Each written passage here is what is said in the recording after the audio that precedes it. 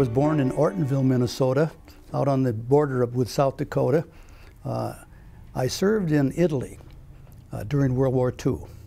I was a tail gunner on a B-17.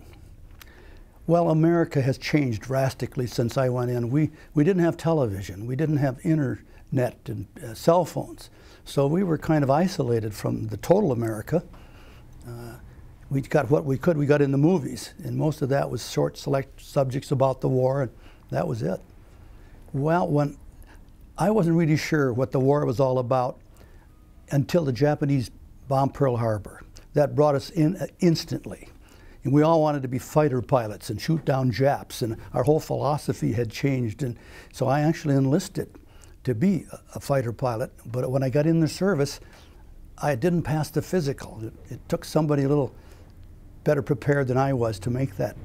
So really, we were buying little war stamps and bonds in school to support the war.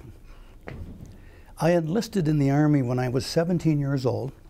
I was called in when I was 18, and I got out the day before my 19th birthday. And in that time, I had flown 41 missions over Germany and the Balkans during the war. I still remember many of the things, the missions that we flew. There were 10 of us on a B-17 bomber crew, and I can almost tell you everything that happened. We bonded. I am the last remaining member of the crew. The last one died in September this year. I was the youngest. Oh, I came out of the war changed drastically. I had experiences that the bonding, some of the things we went through. We lived in tents in Italy, and a letter would take 2 weeks to come from home, and so we weren't too well connected to those back. But I guess I learned that life wasn't just black and white. There was a lot of gray area in between, and that came to me. I was born October 8, 1917, and actually I was drafted. I went through infantry basic training in July of 1942, and I finished my service in August of 1945. So I had 39 months of service. Originally I was drafted. All people in the Air Force had to enlist. I tried to get in the Air Force earlier and was turned down because of health problems. And so I eventually was drafted, went through infantry basic training at Little Rock, Arkansas, and was transferred around a number of places. At one time the Army lost me. They didn't know where I was. I finally ended up with a port battalion in Oakland, California, and I then had a commanding officer, and at that time I asked to be transferred into the Air Corps. I had when I was in the Air, went through Air Force basic training, I went through 3 phases of pilot training. Primarily training where you learn to fly the plane and that. And if you survived that, you went to what was called basic training. We flew in a BT-13, which was a little heavier airplane. And from there, we had to choose whether we wanted to go the final phase of our training. We had to decide whether we wanted to be in fighters or multi-engines. And I signed up for multi-engines. I was in twin-engine training at Yuma, Arizona in 1942, or 43, excuse me, and graduated with, I won my pilot's wings from Yuma, Arizona Air Base in November 3rd, 1943. I brought my model with me today, thinking that you might, a normal crew on a bomber is 10 men. Now, later on when I was over there in 45, the normal crew was 9, but the bombardier was right up here in the front part of the airplane. Right behind him was where the navigator sat. You'll see he had a dome here to make celestial readings. The pilot sat up here. I was a co-pilot. I sat right over here. Right behind us was the flight engineer. He had this turret. Then we moved back. This is the radio room. And right behind the radio room was a ball turret hung underneath here. Probably the most uncomfortable position in the airplane.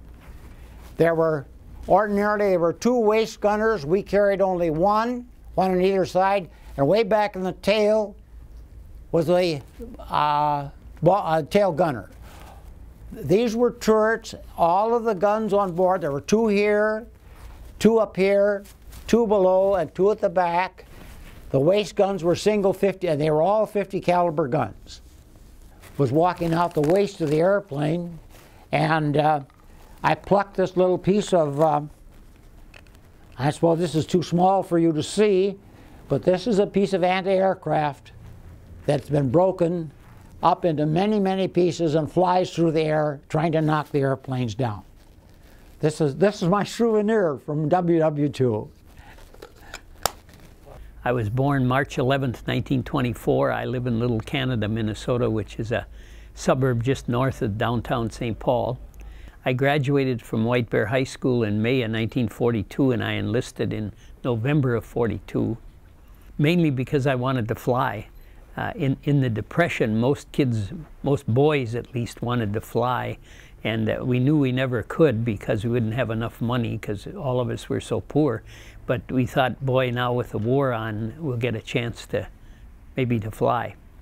And in February of 44, at age 19, I had my wings and my commission as a second lieutenant. And I flew my bombing missions out of Foggia, Italy. Well, I think by far the most important thing was the discipline. I had been disciplined very thoroughly at home, and I think the discipline that we got was very important as we flew our bombing missions, because you had to work together as a crew, all 10 of us. Oh, well, I enlisted. I went down to Fort Snelling, and we went from by train, we went to Lincoln, Nebraska, and that's where I started my training. Lincoln, Nebraska was our basic training, and it was shortened quite a bit because this was in 1942. In 42, they were kind of begging for people to get in the service. Then I went there. From there, I went out to Las Vegas, Nevada, or Denver, Colorado. In Denver, Colorado, I took my flight training, some flight training and basic training out there. From there, I went out to Las Vegas, Nevada, and that's where I took my flying training. And I finally I was in 8th Air Force, 95th Bomb Group, and B-17s. And I flew as a ball turret gunner. A practice flight up to Denver, Colorado, and a plane came down on top of us. So I laid in the hospital for 36 days with ear infection, and they were going to ground me. And finally my crew says, no way. They all came to the hospital, and they said, we're going to stay together. They wanted to put me in 25s and put the crew in 17s. We said no way, so we stayed together. Well, I was stationed quite a few places through my service life. After I got out of training in Dalhart, Texas, in Denver, Colorado, we went back to Kearney, Nebraska, and Kearney, Nebraska is where we got shipped out of. Then we went to Shanks, New York, and we took a B-17, and we were going to fly a brand new B-17 to England, and finally they took that away from us. And we went over on a ship instead. We had quite a few casualties during World War II, but it wasn't a lot in the sense of the word. I mean, that people thought of it as casualties. We had a lot of casualties during World War II. And we were in England, but then when we didn't hear too much about it, but then we got shot down on our 14th mission. And when I bailed out, I went and I bailed out and I hit a tree. So I banged up my leg and I broke it. And I never had a shoe on for 6 months. So I was in prison camp from there until the end of the war. I was in prison camp for, like I say, for 14 months. But we were 20-year-old and we were daredevils. We went into prison camp and they had a fence, and from the fence they had a 10-foot place that we weren't supposed to go in. But just for spite, well, we'd go and we'd throw the ball in there and we'd go in and get it. We'd dare them. And I think that's how we got by a lot during our prison camp rulings and everything like that. The old Germans were pretty decent, but the younger Germans, they didn't like our attitudes or anything like that. And one day, I went out to the infirmary, which was outside the gates of the prison camp, and I thought it was pretty smart, so I take off. 3 of us took off, and we got caught. So they brought us back to prison camp and everything else. We were just about to Holland, and this was in Stalag 4, and Stalag 4 was up by the Baltic Sea, up northwest of Berlin. And it was the coldest winter that Germany ever had. So it was quite an experience, but I don't want to go through it again, but they can't take it away from me. This is Larry Bachman from Minneapolis, and born August 20th of 1923. Went into the military in 1943 through pilot training and on into a position as pilot of a B-24. I enlisted. My brother, 3 years older than I, was drafted. He served in the Pacific. He was a company aide man in the 5th Infantry, and he was killed in action on Luzon in the Philippines on his 81st continuous day of combat.